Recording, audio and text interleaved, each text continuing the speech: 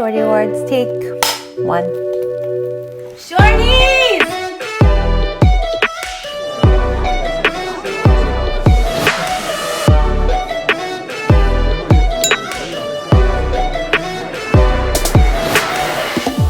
So experts would say I should probably name this video something really clickbaity, like LaurenzSide invited me to the Shorty Awards, or I spent 20 minutes talking in a corner with Shane Dawson, or I was 3 feet from Peter, McKinnon, and only managed to scream out these 4 words. All of which are totally true, none of which is remotely scandalous, and very little of it is deeply relevant to who I am or what I'm doing here. So I'm not leading with that, but I promise I will get back to all of it if you're interested. First, the important stuff, because I'm rubbish at clickbait and most of the other YouTube smart things that might manipulate you into looking past the fact that I'm a 30-something teacher mom person and choosing to stay and listen to what I have to say anyway. So if you clicked without any bait, hi friends, thanks for stopping by, and here is how I lived and learned through the 11th annual Shorty Awards.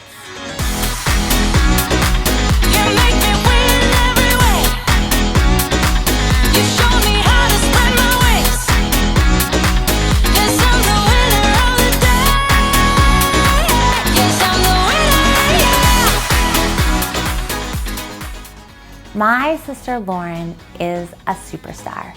I have believed this way before she was LaurenzSide. You can ask anyone and they'll tell you it's true. But now she's bona fide and blue check verified, which just means that like more than 2 million people have found out what those of us who love her have known all along. She's just the greatest to be around. So because of all of her success and her charm, she was invited to the Shorty Awards as a nominee in the gaming YouTube category. People always ask me about our relationship, why we're so close, how we've always gotten along so well. I mostly think it's just because we're lovely people who know we're lucky to have each other. But of course, I've seen enough to know that it's more than that. The short version, at least from my perspective, is that my sister Lauren, who was born when I was 8, was one of the realest physical examples I had ever seen about how something beautiful can come from something that's been broken.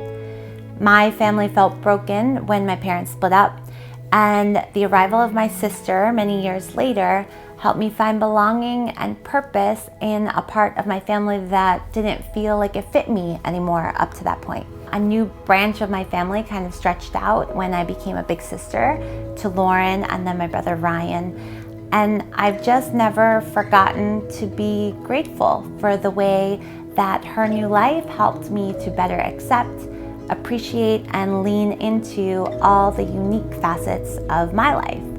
So yeah, that's a little background about why we're super close. And I think it gives a little insight into why I'm always so humbled and honored to be included in her milestone moments.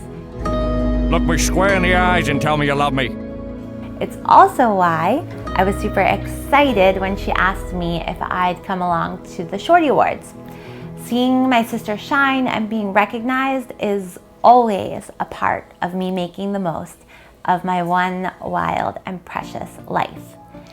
When my 14-year-old daughter, Elena, found out I was going to the awards, she immediately started imagining scenarios where I would meet some of her favorite YouTubers.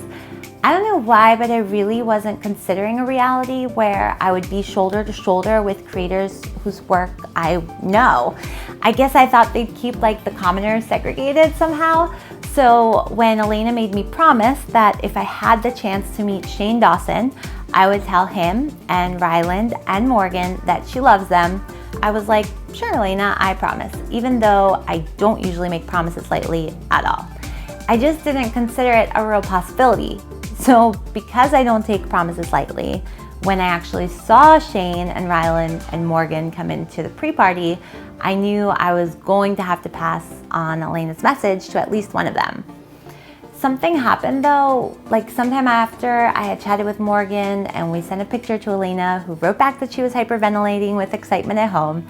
I noticed Shane, who honestly looked the slightest bit terrified, and my urge to talk to him for Elena was enhanced by another urge, one to just say thank you. I don't know how it happened exactly, but we just started talking, and as we talked, I felt really compelled to let him know not only that Elena is a fan, as I promised, but also that over years of seeing his work through the lens of a mom, a teacher, an aunt, I have appreciated that the empathy, vulnerability, and heart that he brings to his art and shares with masses of YouTube consumers of all ages matters. It opens people up to seeing others differently and more wholeheartedly. I was like, oh my God, one day if I get rich, I'm gonna be so happy and I'm gonna have everything I've ever wanted. And then you grow up and, you know, I found a lot of success with YouTube, I think because of you guys and because I worked really hard. But it didn't make me happier. Like in a lot of instances, it made me sadder, because the more things I bought couldn't fill the hole inside of me that I don't even know what it is. But I think that's kind of like, I think it's comforting. It's comforting to know that we are all kind of in the same place. We all kind of have issues. We all have problems. We all have struggles. We're all just doing the best we can. And I kind of like that. And I think putting your true self into art that you share with the world is brave and important work.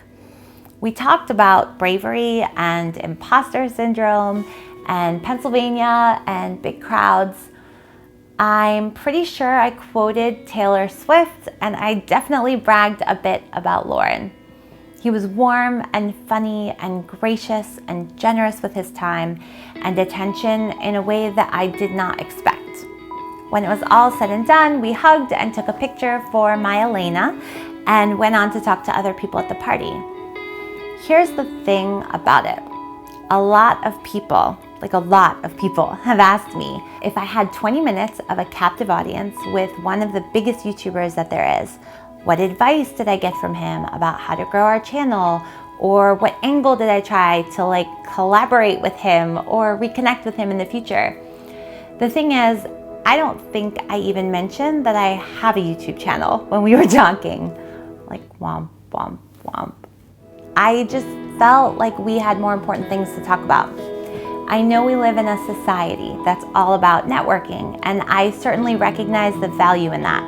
But I also know that I probably had one chance in a room with a person whose art has impacted me and some of the people that I love most in the world.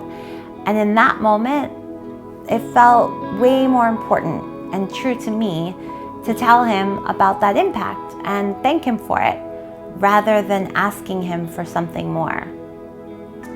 A little while later, I was talking to my brother Brian about one of my own personal favorite YouTubers, Peter McKinnon. As we were talking, I saw him walk into the room. Without a promise to my kid to propel me forward, I felt a little more frozen in knowing what to do. Seeing in real life this person who has so often virtually inspired me to want to tell stories more beautifully and skillfully here on this platform, kind of wild.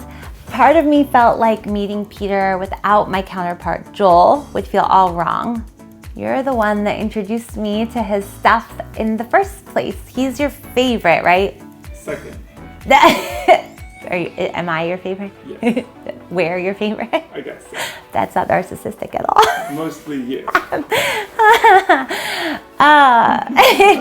So I kind of just stood still like a deer in headlights, trying to decide if I should try and talk to him or not. Clearly a little starstruck, until my brother asked me, if you did talk to him, what would you want to say? And I remembered how right it felt to just say thank you.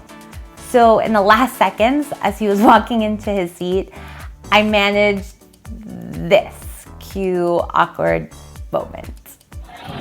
Peter McKinnon! I think you're awesome. I just wanted you to know. I think you're great. And I walked away feeling pretty good about it. Friend, here's the thing.